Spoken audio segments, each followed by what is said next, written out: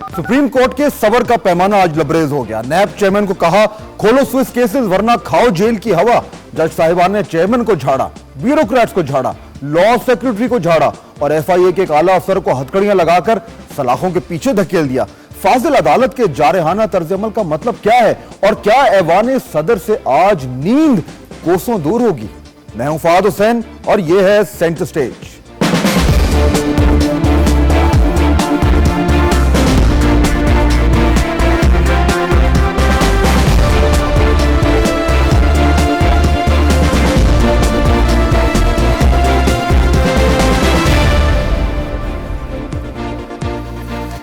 Supreme court में आज एक बहुत ही इवेंटफुल दिन गुजरा और बहुत कुछ हुआ। स्विस केसेस के हवाले से कहा यह जा रहा था कि एक महीने से बल्कि 3.5 महीने से ये केसेस जो थे कुछ खटाई में पड़ गए थे, उन पे जो इम्प्लीमेंटेशन होनी थी, माफ कीजिएगा, लेकिन आज सुप्रीम कोर्ट ने एक बुलंद आवाज में कहा कि बहुत हो गया, फौरी तौर पर जो अमल दरामद है इन पे होना चाहिए। इसका मतलब क्या है और क्या इस वक्त जो पाकिस्तान में सियासत चल रही है उसमें कोई हलचल मच गई है, जानेंगे। हमारे साथ मौजूद हैं दो मेहमान, उनका पहले मैं तारुफ कराता चलूं।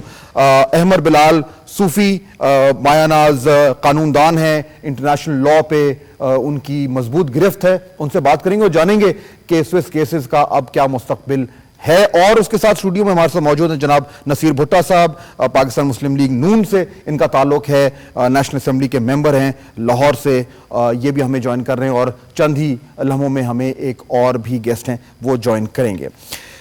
इससे पहले कि बाकायदा प्रोग्राम शुरू करें, मैं आपको जरा दिखाना चाहता हूं कि आज सुप्रीम कोर्ट में जो कुछ हुआ स्विस केसेस के हवाले से, आपकी याद दहानी के लिए कि ये केसेस का जो सारा मामला है एनआरओ का, ये कहां से शुरू हुआ और अब तक वो कौन कौन से मराहिल तय करता हुआ आज के दिन पहुंचा और आज जो सुप्रीम कोर्ट ने गरजना बरसना शुरू किया उसके पीछे वजूहात क्या थी। एक नजर दौड़ाते हैं।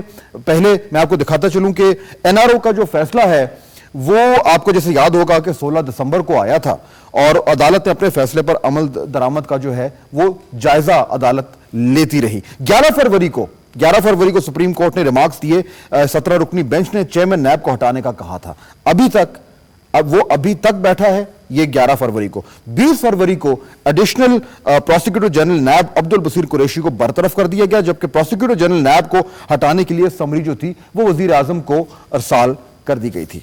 22 फरवरी को डिप्टी प्रोसिक्यूटर जनरल नैब रावलपिंडी तारिक जहांगीरी को सुबुकदोश कर दिया गया। 24 फरवरी को वजीर आजम की सदारत में इजलास हुआ, जिसके बाद चेयरमैन नवीद अहसन छुट्टी पर चले गए, जबकि प्रोसिक्यूटर जनरल नैब दानिशवर मलिक को हटाने का शो कॉज नोटिस भी जारी कर दिया गया था।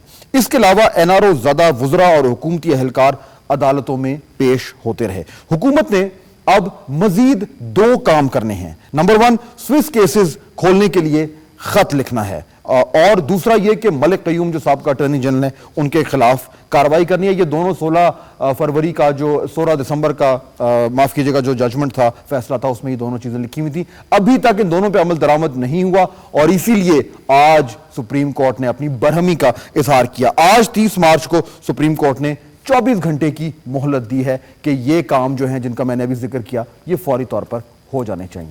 अब इसका मतलब क्या है, इसकी तशरीह क्या है, होगा क्या? पहले मैं अहमद बिलाल सूफी साहब की तरफ चलता हूं। सूफी साहब, मुझे ये बताएं कि अभी तक ताज़ा तरीन जो हमारे पास इंफॉर्मेशन आ रही है कि अभी भी इस वक्त नैब के जो दफातर हैं वहां पे बत्तियां जल रही हैं, लोग बैठे हैं और सुनने में ये आ रहा है कि सर पकड़ के बैठे हुए हैं कि अब क्या करें। कल सुबह उनकी पेशी होनी है और जिस तरीके से आज जो जज साहिबान है उन्होंने उनकी दुर्गत बनाई, तो मेरा ख्याल है इस वक्त वो काफी डरे होंगे। क्या करेंगे? अभी उनके पास ये ऑप्शन है कि आज सुबह तारीख से पहले, कोर्ट के सामने पेश होने से पहले वो स्विस केसेस के हवाले से खत अरसाल कर दें। ये मुमकिन है? देखिए फहद, जो सुप्रीम कोर्ट का ओरिजिनल फैसला था 16 दिसंबर वाला, उसमें ये बात बड़े कैटेगोरिकल तरीके से सुप्रीम कोर्ट ने कही थी कि जो विड्रॉल किया है उस वक्त के अटॉर्नी जनरल मलिक कयूम ने, उस रिक्वेस्ट को जिसको म्यूचुअल लीगल असिस्टेंस की रिक्वेस्ट कहते हैं, उसको रिवाइव किया जाए, यानी एक खत लिखा जाए और उस खत में ये बात वाज़े तौर पे कही जाए कि ये प्रोसीडिंग्स या ये रिक्वेस्ट जो हुकूमत पाकिस्तान की तरफ से है वो रिवाइव तस्वुर होगी।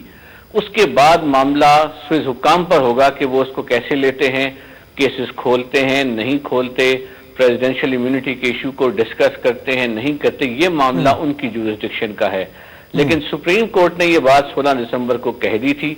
اس کے بعد بھی بارہا مختلف پروسیڈنگز میں سپریم کورٹ کے جج صاحبان کی جو آبزرویشنز ہیں وہ آتی رہیں، اور جو آبزرویشنز کچھ آپ نے بتائی ہیں، اس کے علاوہ بھی اگر آپ سپریم کورٹ میں جاتے ہوں تو جج صاحبان اس بارے میں مختلف کیسز میں بھی ریمارکس دیتے رہے، تو ایک بلڈ اپ چلتا آ رہا تھا، اور اس وجہ سے یہ مینڈیٹری تھا کہ یہ خط جو ہے یہ لکھا جائے۔ اب یہ ہوا نہیں، یہ وہ میں کہہ رہا تھا کہ 3.5 مہینے سے اوپر ہو گئے ہیں، یہ نہیں ہوا، خط نہیں لکھا گیا، اور آج جب چیئرمین نیب سے پوچھا گیا تو موصوف نے فرمایا کہ میں کنفیوز تھا، میں سمجھا فیڈرل گورنمنٹ لکھے گی وغیرہ وغیرہ۔ باٹم لائن یہ کہ خط نہیں لکھا گیا اور صبح تک لکھا جانا ہے۔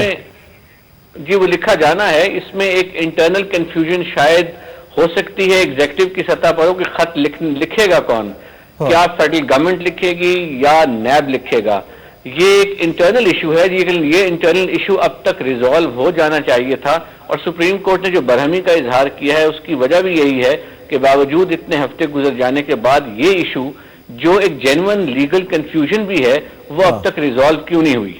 ٹھیک ہے۔